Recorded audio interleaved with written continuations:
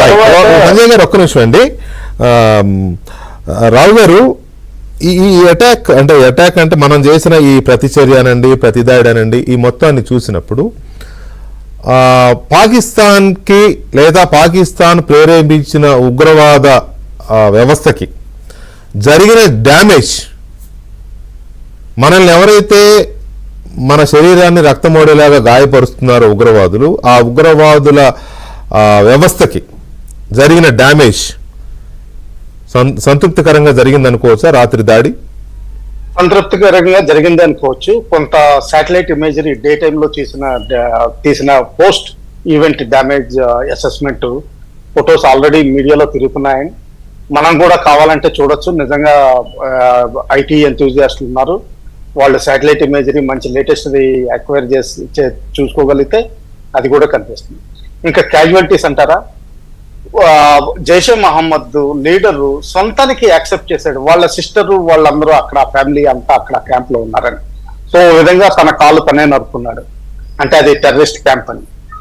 వాళ్ళకి ఏముంటుంది సార్, వాళ్ళకి కుటుంబం మీద, కుటుంబ సభ్యుల మీద అంత ప్రేమాభిమానాలు ఏముంది చేస్తే పాములు అంటే వాళ్ళ పిల్లల్ని వాళ్ళే మింగేసే రకాలు వాళ్ళు.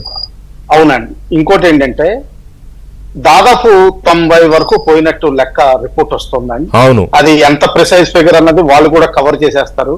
ఎందుకంటే కొన్ని క్రూషియల్ ఫిగర్స్ ఎవరైనా పోయి ఉంటే అది చెప్పి ఉండకపోవచ్చు, లేకపోతే కొంతమంది సివిలియన్స్ లోకల్ గా ఉన్న వాళ్ళని కూడా కలిపేసి ఎక్స్ట్రా డ్యామేజ్ అయిపోయింది, ఇండియా చేస్తుంది, ఇండియా సివిలియన్స్ ని చంపేస్తుందని కార్డు, హ్యూమనిటేరియన్ కార్డు వాడడానికి వాళ్ళు ఫ్యూచర్ లో ఇది చేస్తారండి.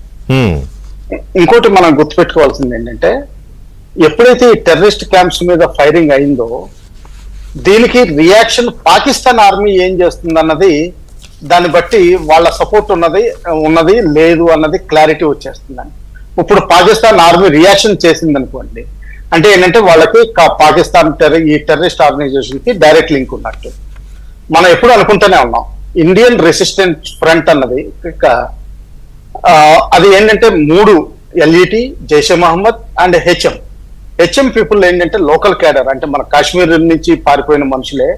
వాళ్ళని గైడ్స్ కింద, స్పాటర్స్ కింద, రికనెసెన్స్ కి, వీటికి లోడ్ క్యారియర్స్ కింద ఇటువంటి వాటికి వాడుకుంటారు. LeT and Jaish-e Mohammed hard core cadres, అంటే వీళ్ళు ఆమె కాస్ కాకుండా అడ్వాన్స్డ్ కోర్సులు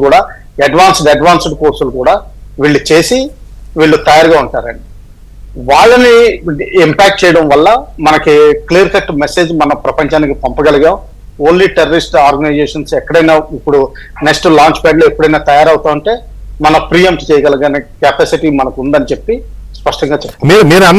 మీరు అన్నట్టుగానే ఇప్పటికే అక్కడ సైన్యం వాళ్ళు, సైనికాధికారులు వాళ్ళు వాళ్ళ సాలిడారిటీ తెలియజేశారు. ఎవరికి చనిపోయిన ఉగ్రవాదుల కుటుంబాలకు ఆల్రెడీ తెలియజేశారు ఆల్రెడీ. ఎందుకంటే ఇప్పుడు మామూలుగా అధికారిక లాంఛనాలతో ఎవరికి అంత్యక్రియలు చేస్తారండి? దేశభక్తులకి, దేశం కోసం, దేశ ప్రజలకు సేవలు చేసిన వాళ్ళకి, లేకపోతే చాలా కాలం సైన్యంలోనో లేకపోతే డిపార్ట్మెంట్స్లోనో సర్వీస్లో ఉండి రిటైర్ అయ్యి చనిపోయిన వాళ్ళకి, రాజకీయాల్లో మంచి గుర్తింపు తెచ్చుకున్న వాళ్ళకి, ఇట్లాంటి వాళ్ళకి, ప్రజాసేవలకి, సామాజిక సేవకులకి అధికార లాంఛనాలతో చేస్తారు.